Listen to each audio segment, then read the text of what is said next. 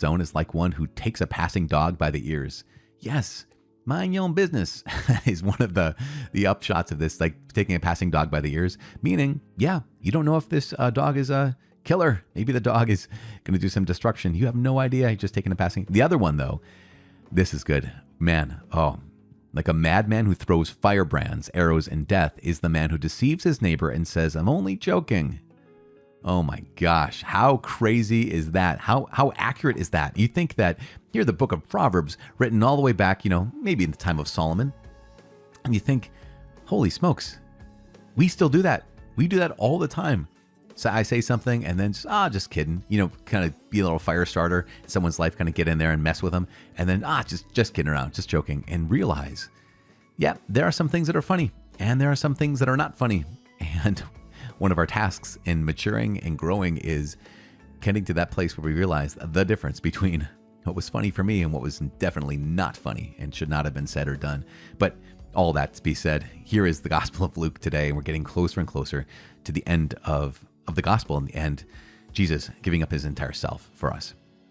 One of the things that I think is really so powerful, I love not only all of the Gospel of Luke, but you also we have the widow's offering at the beginning of chapter 21. And that sense of here she is, and she puts in 2 small coins, 2 copper coins, couple cents, couple pennies. But Jesus praises that because he is highlighting the fact that it's not necessarily how much we give, it's how much we love. Again, God doesn't judge the size of our gift as much as it is the size of our heart, the size of the heart that's offering the gift. And we recognize that we know so much about first fruits. I preached on this the other week, however long ago it was for y'all, but that sense of here we are called to give God our first fruits, that first 10%, right? Our time, our talent, our treasure. But here God highlights in this parable, not parable, it's his words about this woman who actually did this in chapter 21, that we're also called to give God our final fruits, that our whole lives are meant to be his. And that sense of how can I do that? How can I make myself an entire gift to him, especially when I have so little to offer? And yet we do that when we give him our interruptions. We do that when we give him what they call passive mortifications. Active mortifications are the ones we choose. I'm choosing to tithe. I'm choosing to fast. I'm choosing to pray. I'm choosing to do these things that, cause me to die a little bit. But passive mortifications are when we accept the penances that chose us. And I always like to think of those as interruptions, the things that I didn't choose. Both of them can purify us. And it seems like the first fruits is good, that active mortification that we plan out and choose, that does so much to purify our hearts. But then so does our passive purifications that do so much to purify our hearts, where it's like, okay, Lord, I'm just going to cooperate with you. Here's the last thing.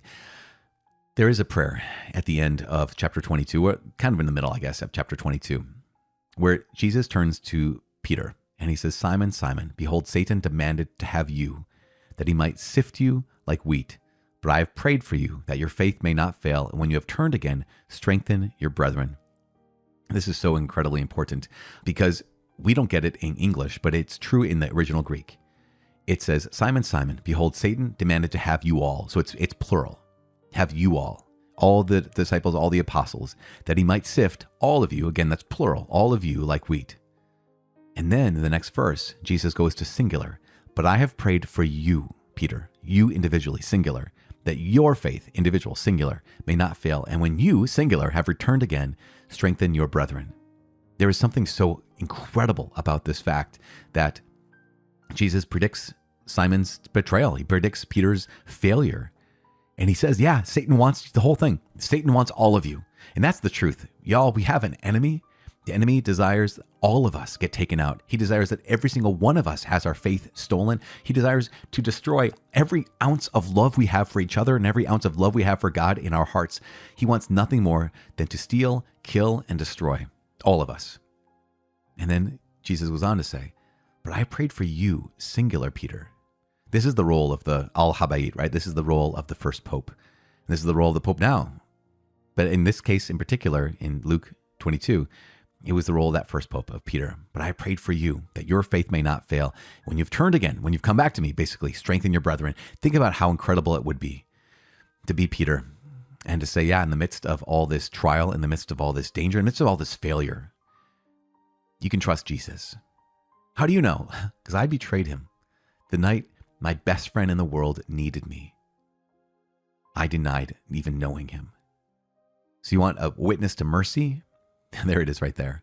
You want a witness to what is it like to lean into love and to let yourself be loved in the midst of failure? There it is right there. It's not a claim to being impeccable, right? It's not a claim to sinlessness. It's not a claim to, it's not, gosh, how did I say it? Simon Peter can never claim, I was so good that God loved me. Why do I have this role? Because I'm so holy. No, he only can claim God's grace. He can only claim when I was at my weakest and my lowest, God was there for me. He said he prayed for me specifically so that when I came back to his heart, I could strengthen my brethren. And this is the truth for you right now, for all of us. Our lives will be marked with disaster. There may even be public scandal, public sin that is a part of your story. But here's Jesus. I invite you to hear the words of Jesus to that first pope as words to you. But when you've turned back, I'm praying for you that when you've turned back, even in the midst of public disaster, in the midst of public sin, public scandal, strengthen your brethren. Let them know that my mercy is without end and I still love them. Because right now, even if you're at the bottom, in the gutter, and it's all your fault, even if you have all these wounds and they're self-inflicted wounds, the truth of the matter is, here's Jesus saying, and I'm praying for you, come back. Trust in my love, trust in my mercy, trust in me. And that's why I'm praying for you. And that's why I'm asking you to pray for me. So that when that day comes, God willing, it never does, but when that day comes, that we can turn back to the Lord and strengthen each other. I'm praying for you. Please pray for me. My name is Father Mike. I cannot wait to see you tomorrow, our final day of Luke's Gospel. God bless.